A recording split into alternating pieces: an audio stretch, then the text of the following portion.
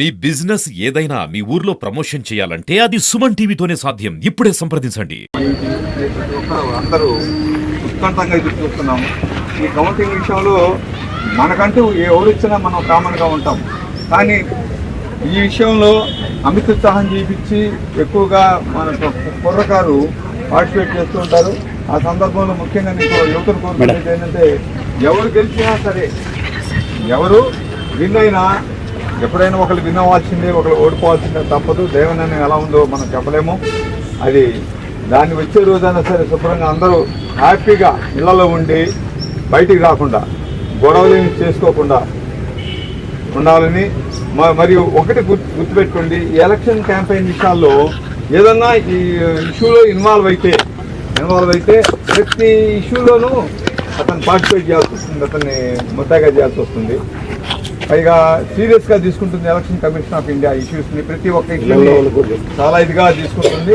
అందువల్ల తగాదాలు ఏమి జరగకుండా, గొడవలు ఏమి జరగకుండా ప్రశాంతంగా ఎలాగైతే మనం ఎలక్షన్ కంప్లీట్ చేసుకున్నామో అదే రీతిగా ఈ యొక్క జరగబోయే మన యొక్క కౌంటింగ్ కూడా దాన్ని అలాగనే స్వీకరించి అందరూ హ్యాపీగా ఉండాలని మరొకసారి అందరికీ తెలియపరుస్తున్నాను సార్. ఈ విషయంలో మరో విధంగా ఏమి అనుకోవద్దు. ఇది పార్టీ గురించి సంబంధించిన మీటింగ్ కాదు. మనకి జరగబోయే ఎలక్షన్ కౌంటింగ్లో అందరం పీస్ఫుల్గా ఉండి హ్యాపీగా ఇళ్లలో ఉండి ఆస్వాదించాలని మరీ కోరుకుంటున్నాను సార్. నమస్తే.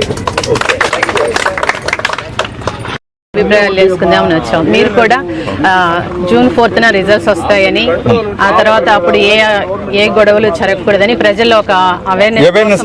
అమ్మ, ముఖ్యంగా మా ఆఫీసర్స్ యొక్క ఉద్దేశం ఏంటంటే ఎలక్షన్ పీస్ఫుల్ గా జరిగిపోయింది. అదే ఉద్దేశంతో కౌంటింగ్ కూడా సక్సెస్ఫుల్ గా అవ్వాలని చెప్పి అందరం భావిస్తున్నాము. కానీ ఈ ఎలక్షన్స్ మళ్ళీ ఏదంటే ఈ యొక్క 4th జరిగిపోయే కౌంటింగ్ విషయం ప్రతి ఒక్కరు ఉత్కంఠంగా ఎదురు చూస్తున్నాము. ఎవరు గెలిచినా సామాన్యంగా సహజంగా ఒకరు గెలుస్తాం, ఒకరు ఓడిపోతూ ఉంటాము. అది సహజంగా జరిగే పరిణామమే. ఈ విషయంలో ఎవరు గొడవలు పడకుండా అందరూ హ్యాపీగా ఇళ్లలో ఉండి ఆ యొక్క ఎలక్షన్ రిజల్ట్స్ని ఆస్వాదించాలని మరీ కోరుకుంటున్నాను తల్లి. అలానే ఈ విషయంలో ఒకసారి ఎలక్షన్ విషయంలో క్యాంపెయిన్ విషయంలో కేసుల్లో ఇరుక్కుంటే వాళ్ళ జీవితాలు పాడైపోతాయి. ప్రతి ఒక్క ఇష్యూలో ఎలక్షన్ జరిగేటప్పుడు వాళ్ళని పిలవటం, వాళ్ళని బైండ్ ఓవర్ చేయటం జరుగుతుంది.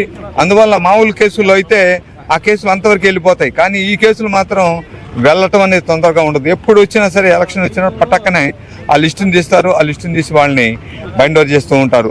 అందువల్ల ఆ ఇష్యూస్ని జరుపుకోకుండా ప్రశాంతంగా పీస్ఫుల్గా ఎలాగైతే ఎలక్షన్స్ మనం పీస్ఫుల్గా కండక్ట్ చేసుకున్నామో అదే రీతిగా కౌంటింగ్ కూడా చూసుకొని హ్యాపీగా ఉండాలని ఈ యొక్క ఒంగోలు ప్రజలను కోరుకుంటున్నాను తల్లి. నమస్తే.